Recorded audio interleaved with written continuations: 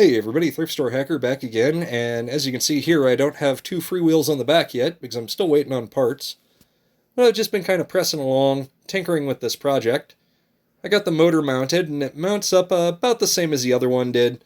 The bottom bracket setup works, but the top you have to kind of make a extension on the bracket for it to clamp on. I'm going to have to put a longer axle on this one because that bolt only goes on there about 2/3 of the way.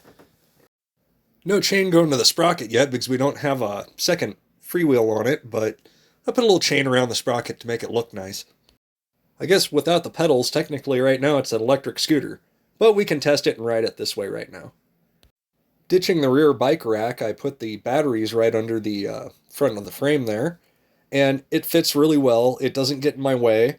I just need to find a nice fabric cover for it and wrap it so it looks a lot nicer. The controller and basically all the wiring is just right there, so it's really easy to work on. I swapped out the handlebars that came with this bike and replaced them with the Beach Cruiser handlebars. Kind of a more of a ergonomics thing because I didn't want to ride in the position that this bike was set up to ride in. So I just need to swap the seat now, wait for the parts to come in, and I can finally finish this project. Well, that's all I have for you this video. Until next time, build stuff and have fun. And be safe during the 4th.